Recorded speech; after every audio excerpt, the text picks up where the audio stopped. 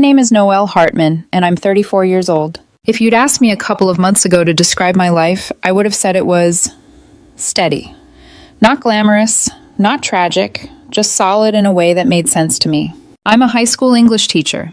I make enough to live on, not enough to impress anyone who measures worth in square footage and car brands.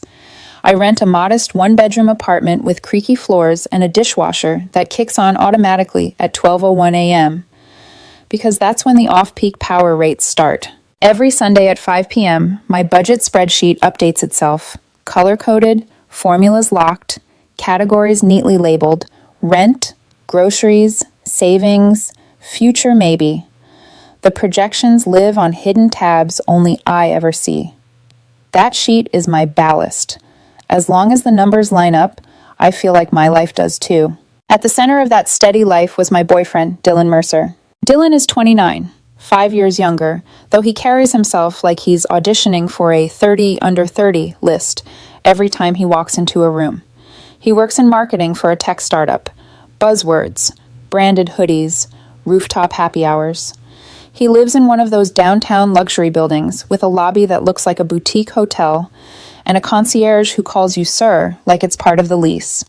Dylan always looks put together. Designer sneakers, fitted shirts, hair that somehow never frizzes even in humidity. People notice him.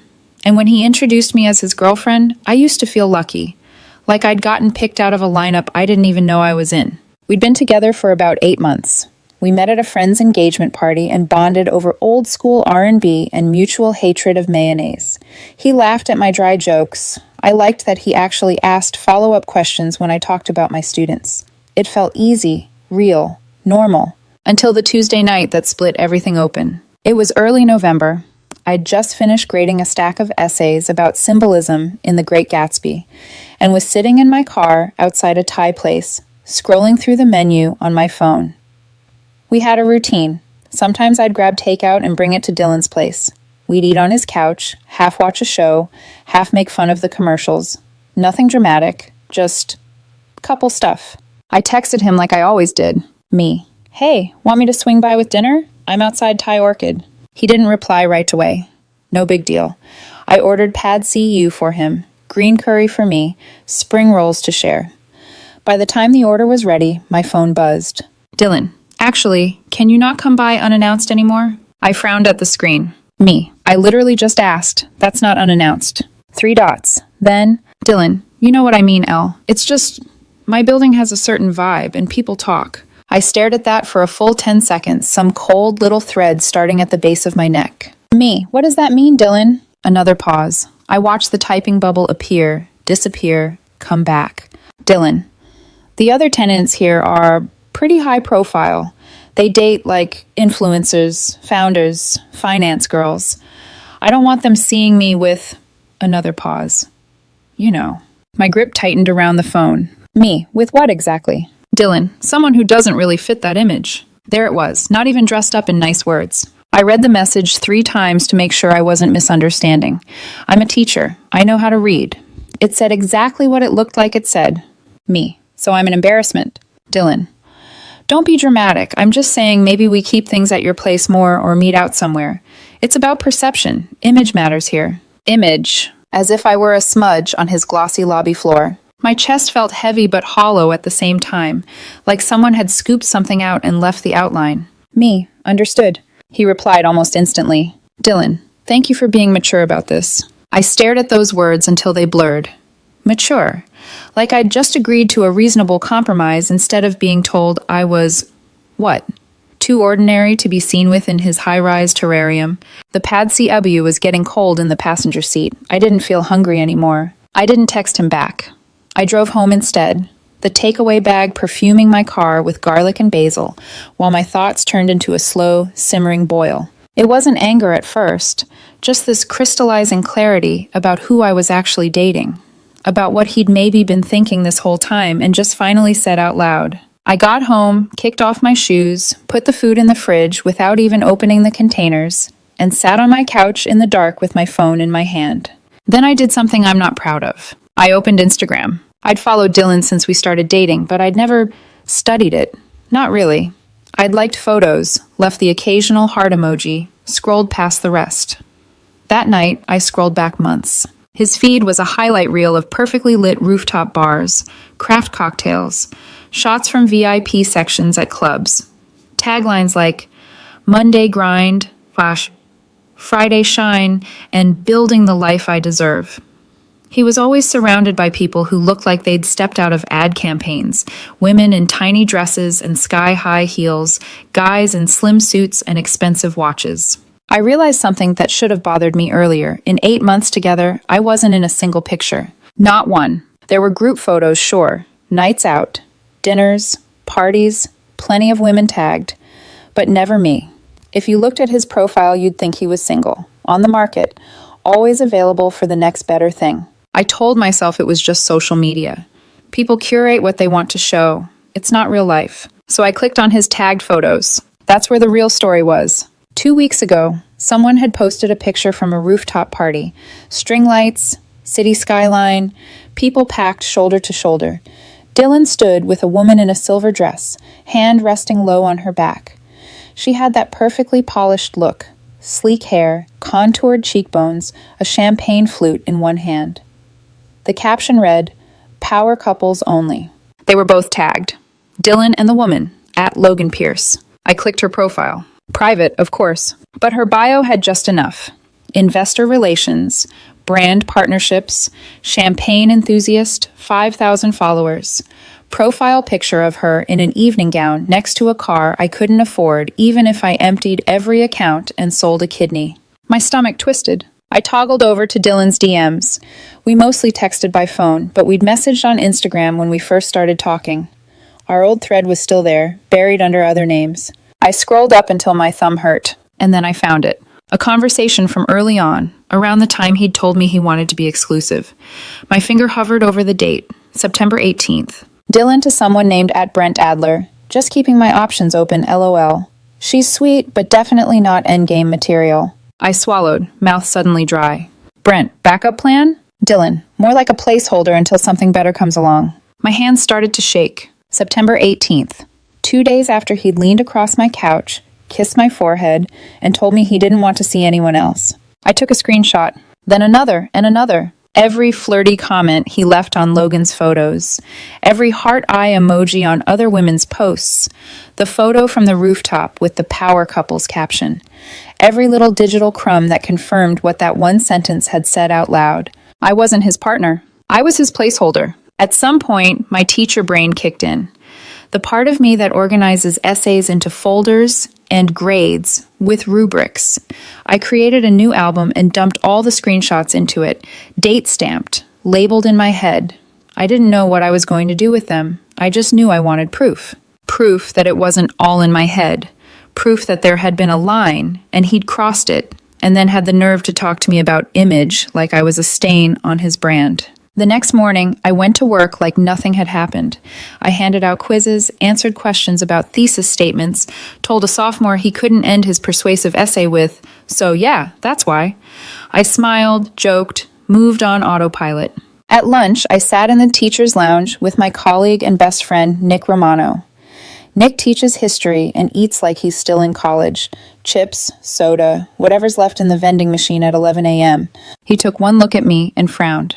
"You look like you slept in the copier room," he said around a mouthful of potato chips. "Didn't sleep much," I replied. "What's wrong?" I hesitated. Then I slid my phone across the table, the album open. "Read." He scrolled. His expression shifted from confusion to disbelief to anger. "He really texted you that you don't fit the image of his building?" Nick asked, voice getting louder. "Keep it down," I muttered, glancing at the doorway. "And this?" He jabbed at the screenshot of the chat with Brent. "Placeholder? He called you a placeholder?" I felt my jaw clench, apparently. Nick leaned back, exhaled slowly. "Okay, so, you're going to dump him like yesterday's lesson plan, right?" "I know," I said. "So why haven't you?" I stared at my phone, at Dylan's frozen words on the screen. I didn't have a neat, reasonable answer. I just had this knot in my chest that wasn't going away. "Because," I said finally, "I want him to know that I know. I want him to feel what I felt reading those messages." Nick squinted at me. "That sounds petty." "Maybe." He shrugged. "I'm in." A smile tugged at the corner of my mouth. "You don't even know the plan." "Don't care. If it involves him regretting his life choices, I'm interested. That night, after back-to-back parent emails and a pile of vocabulary quizzes, I sat at my tiny kitchen table and pulled up Dylan's building address on my laptop. I'd been there enough times to have it saved in my contacts. Luxury apartments, granite everything, floor-to-ceiling windows, rent starting at more than I make in a month. I scrolled through the marketing photos, the ones that promised elevated living and curated experiences. There was a picture of the lobby, gleaming marble, modern art on the walls, a concierge desk with a man in a suit standing behind it. The kind of place where a high school teacher with a budget spreadsheet and a 1201 dishwasher doesn't fit the image. An idea slid into my mind so smoothly it almost felt like it had been waiting there all along. A terrible, petty, absolutely perfect idea. I picked up my phone and called Nick. "I need you to do something weird," I said. "How weird?" he asked. I looked at the building's homepage again, at the glass, the marble, the carefully curated facade. I imagined Dylan's face when it all cracked. "Weird enough," I said, feeling the first spark of something sharp and steady cut through the hurt. "But trust me, it's going to be worth it." I heard Nick exhale on the other end of the line. "Define weird," he said. I swiveled my laptop around so I was looking straight at the photo of Dylan's building lobby. Marble, glass, art that probably cost more than my car. "I need you to dress up," I said. Like, stupidly nice. And deliver something to Dylan's building for me. "Like a pizza?" Nick asked. "Because I don't think I own pizza delivery but make it luxury clothes." "Not a pizza," I said. "A letter." Silence. Then, cautiously, "What kind of letter?" "A breakup letter," I said. "From Logan." He let out a low whistle. "You are not playing around."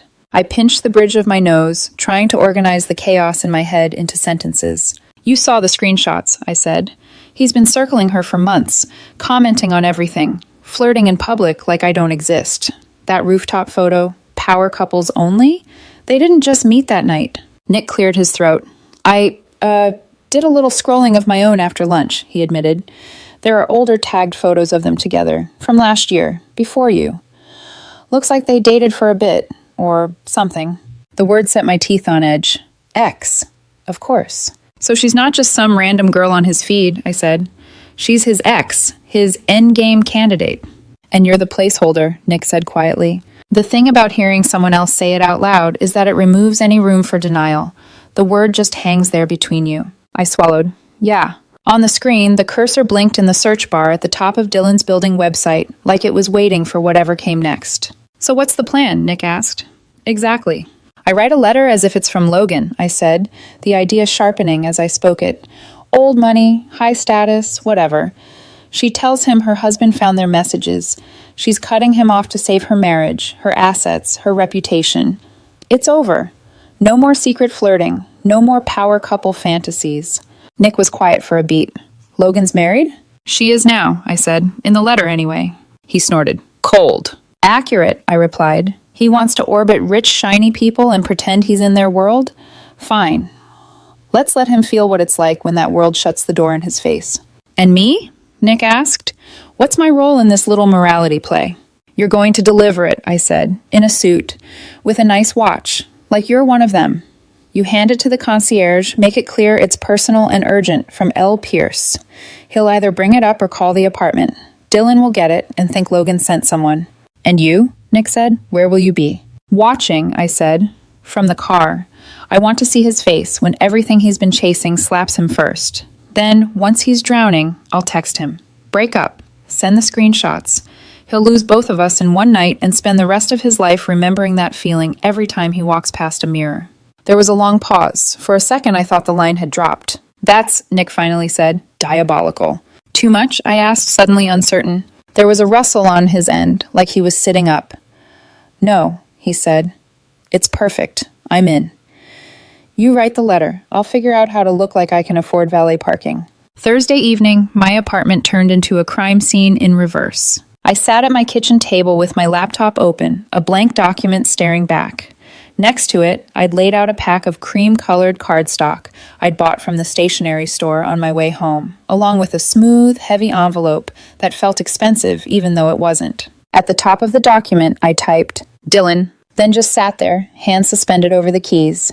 How do you sound like a woman who's never had to worry about a budget spreadsheet in her life?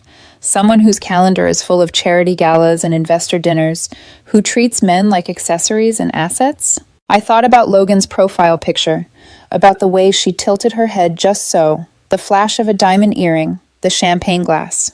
I imagined what kind of man she'd marry. Someone older, maybe. Established. The kind of guy who says family office without irony. So I wrote, "Dylan, I can't do this anymore." I paused, then kept going. "Evan found your messages." I picked the name at random. Evan sounded like a man who wore suits and had a private banker. He's furious. He's threatening to walk, to blow up everything we've built. Our house, the accounts, the trust for the kids. I can't risk that. I stared at the word kids for a moment, then left it. Let it land. What we had was fun. You're charming. And I cared about you more than I meant to. But you knew from the beginning that this wasn't forever. You knew what I stood to lose. My eyes burned, even though it wasn't my life I was describing. I can't afford the risk anymore. I've already blocked your number and your socials. Please don't try to contact me again. Protecting my family comes first. I'm sorry it has to end this way.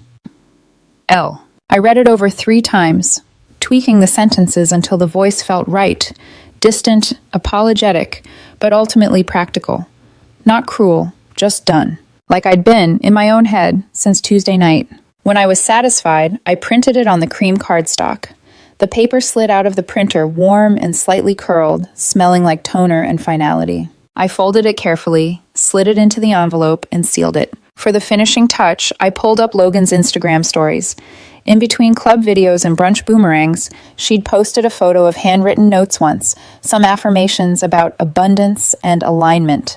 Her handwriting was loopy and dramatic, like she'd been practicing a signature since middle school. I took a scrap piece of paper and practiced copying just the way she wrote her L. It wasn't perfect, but it didn't have to be. Dylan wanted to believe in her. His brain would fill in the gaps. On the front of the envelope, I wrote, "For Dylan." Then, in the bottom corner, a small stylized L. I set it in the center of the table and just looked at it for a moment. It was amazing how something so small could carry so much weight. Nick showed up at my apartment Friday afternoon just after 4, carrying a garment bag and an energy drink. "I come bearing transformation," he said, stepping inside. I raised an eyebrow. "You went shopping?" "Please," he scoffed. "You think a teacher's salary covers this? I went renting. There's a formal wear place by the mall. The guy said I look like a lawyer who charges by the comma." He emerged from my bathroom 15 minutes later, and I had to admit the man cleaned up well. The suit was dark charcoal and actually fit his shoulders. He'd tamed his usually unruly hair with gel, and there was a watch on his wrist I'd never seen before. 9 a.m. "Don't freak out," he said, catching my stare. "The watch is fake." "Of course it is," I replied. "I'm not ready to be an accessory to actual theft." He smirked. "So? Do I look like I belong in a building where the rent costs more than my soul?" I took in the whole picture, the suit, the watch, the quiet confidence he was faking surprisingly well. "You look rich," I said. "There's a difference, Giaz," he shot back, but there was a pleased glint in his eyes. "Got the letter?" I held up the envelope. For a second, my fingers didn't want to let go. "Last chance to back out," Nick said softly. I thought about Dylan's text. Someone who doesn't really fit that image.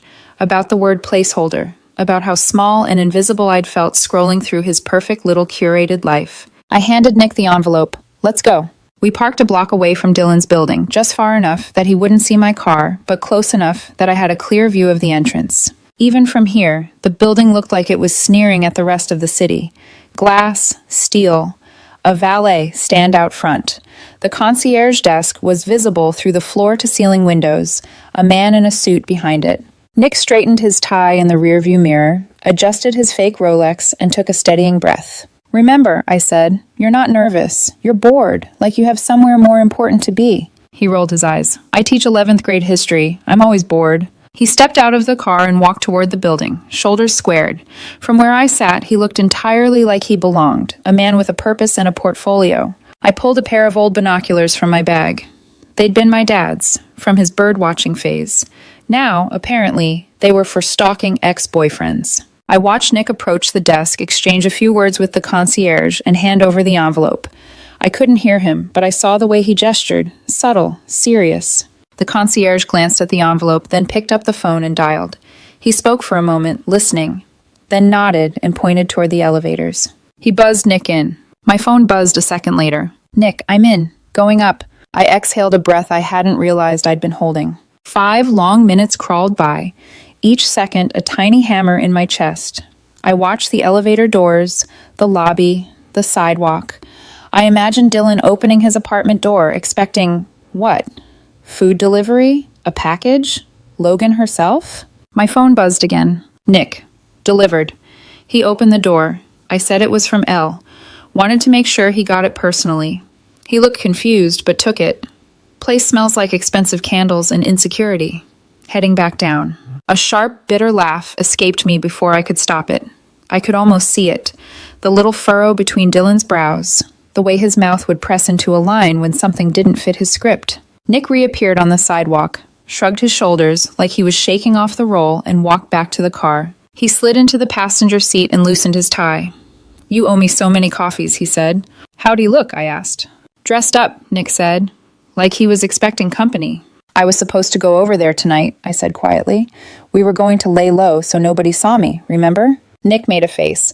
"I hate him. Officially. Like, on a historic level." I opened my mouth to reply, but my phone started ringing. Dylan. The sound stabbed through the closed space of the car. I stared at his name on the screen. The little photo of him smiling at some rooftop bar. I let it ring until it went to voicemail. He called again. I declined. My phone vibrated with incoming texts. Dylan. Elle, where are you? Dylan. I thought you were coming over. Dylan. Call me, please. Dylan. Something happened. I need to talk to you. Nick raised an eyebrow. He got the letter. Looks like it, I said, my voice strangely calm. More bubbles. Dylan, please, just answer your phone. I watched his messages stack on the screen, one after another. The panic was almost palpable, even through the pixels. Part of me thrilled at it. Part of me felt nothing at all. I set the phone face down on my lap. You okay? Nick asked, softer now. I looked out at the building. The glass, the marble, the uniformed doorman. Somewhere up there, Dylan was pacing, replaying every moment with Logan, rereading every line of the letter I'd written in her voice. Inside my chest, something steadied. Yeah, I said, I am. Nick nodded slowly. So what now? Phase 2? I picked up my phone, thumb hovering over Dylan's name, then moved it away. Not yet, I said. Let him sit with it for a while. Let him feel what it's like to not be the one choosing. We pulled away from the curb, leaving the building shrinking in the rearview mirror. By the time I got home, my phone showed 4 missed calls and a wall of texts. Apologies, question marks, vague hints about something else he needed to explain. I plugged it in, set its screen down on the counter, and walked away. For the first time in days, the apartment felt quiet in a way that wasn't lonely. Tomorrow, I told myself. Tomorrow, I'd give him his answer. I woke up Saturday morning to sunlight pouring through the blinds and my phone buzzing nonstop like it was trying to crawl off the nightstand. 17 missed calls, dozens of texts, most from Dylan, a few from numbers I didn't recognize. I didn't open any of them. Not yet. I brushed my teeth, made coffee, watered the tiny basil plant on my windowsill that I kept alive through sheer stubbornness. The world felt lighter, not happy, not triumphant, but lighter, like a weight I'd been carrying without realizing had finally shifted. At noon, there was a knock at my door, 3 short taps, then 1 long. Nick's signature rhythm. I opened it, and he walked in carrying 2 coffees and a bag of donuts like we were staging a stakeout. You ready? He asked, setting everything on the table. I shrugged, as I'll ever be. Nick pulled out a chair and sat. Okay, hit me. How many? I stopped counting after 15, I said, and that was an hour ago. He whistled. Wow, he's spiraling hard. I finally picked up my phone and unlocked it. The screen filled with messages, all variations of, Elle, please call me Elle. What is going on? We need to talk. That letter was not what you think. Please, I just need to explain. I'm begging you. Call me back. Something is really wrong. The desperation practically seeped through the glass. Then something new. Elle, did you send that letter? Elle, did you do this? I set the phone down and sipped my coffee. He's on to you, Nick said, eyebrows raised. Good, I replied. He smirked. You're terrifying, by the way. Just objectively. I ignored him and opened my messages app, scrolling until I found the point where the calls had stopped. Just after 7 p.m. yesterday, I'd told him I wasn't coming over. Today, I was going to finish the job. I typed, Me, I'm not coming over. Not now. Not ever. We're done. Before I could fully exhale, the bubble appeared. Dylan, Elle, what? Why? What did I do? I attached the first screenshot, the placeholder message. Then the rooftop photo with Logan. Then every flirty comment he thought I would never see. Then the message where he told Brent he was keeping his options open. I hit send. One by one, the messages exploded into his phone. A minute passed. Then, Dylan. This is out of context. Dylan. You're blowing this way out of proportion. Dylan. Logan isn't what you think. Dylan. Please just talk to me. Me. I know everything, Dylan. I've known since Tuesday. I just wanted you to know I knew before I walked away. My finger hovered over the screen for a moment. Then I added, me. Talk to Logan. Oh wait, you can't. I hit send. Nick let out a low, impressed whistle. Cold. Surgical. Before I could reply, my phone buzzed. With a call from a number I didn't recognize, I almost declined, but something, curiosity maybe, made me swipe answer. Hello? A woman's voice. Calm, tight with anger. Is this Noelle? Yes, who is this? My name is Erica Nolan. My stomach dropped. Logan's wife, she said. The room tilted. What? My voice cracked in a way I didn't love. Logan gave me your number, she continued. She called my husband last night crying about some breakup letter. He had no idea what she was talking about. Silence clamped down around me. She thought I wrote it, Erica added, voice flat. I didn't. But when she described the envelope and the message inside, I knew someone else had set it up. My mouth opened, but nothing came out. Erica didn't wait. I know it was you. Nick choked on his coffee beside me. I don't know what you're talking about, I said too quickly. Yes, you do, Erica said, sounding almost bored. And here's the thing, I don't care. My heart stuttered. You don't? No. A small, humorless laugh. Logan has been circling my husband for months, DMing him, flirting, trying to worm her way into our life. I've had my suspicions about an affair. Now I have confirmation. My mouth went dry. I should be furious with you, she said. But frankly, your little letter scared him straight. Evan deleted her number, blocked her everywhere, and slept on the couch voluntarily for the first time in 10 years. She paused. So thank you for that. My brain blanked. You're welcome? I just wanted you to know, Erica continued, that whatever you did, it worked. You made them both panic. Maybe that wasn't your intention, but it solved a problem for me. And then almost kindly, I hope you get whatever closure you're looking for. She hung up. Nick stared at me, slack-jawed. Dude, he whispered. What the hell was that? I slumped back in my chair, every muscle in my body humming with disbelief. That, I said, was not part of the plan. Nick shook his head slowly. You accidentally broke up a secret almost affair and patched up a wealthy couple's marriage in one night. You're like a chaotic neutral Cupid. I covered my face with both hands. Oh my God. But underneath the shock, something else pulsed. Vindication. Dylan hadn't just been chasing Logan. He'd been inserting himself into a married woman's orbit, fantasizing about being the other man, trying to be part of a world that wasn't his, and almost blowing up someone else's life to do it. And he'd called me an embarrassment? No, no more. My phone buzzed again, this time Dylan. I declined. Seconds later, Dylan. Elle, please pick up. I'm outside your place. I see your car. I know you're home. Please just open the door. Nick's head snapped toward me. He's here? My pulse leapt. A hard knock rattled my apartment door. Nick froze. No way. Another knock, louder. Noelle, Dylan called, voice strained. I know you can hear me. Nick mouthed, I can hide in the closet. I glared at him. A third knock. Noelle, please, Dylan said. Just talk to me. I stood quietly. Nick whispered, don't let him in. I didn't plan to. Slowly, I walked to the door and looked through the peephole. Dylan stood there, still in last night's clothes. He looked wrecked. Hair mussed, eyes red, phone clutched in his hand like a lifeline. He knocked again, softer this time. Please, he whispered. I'm sorry. I didn't open the door. He leaned his forehead against the wood. I didn't mean what I said about the building. I was stupid. I was trying to impress people who don't matter. Silence. You matter, he said. You always mattered. Still, I said nothing. The letter wasn't from Logan, he said suddenly. I know that now. You sent it. You sent someone to deliver it. Why would you do that?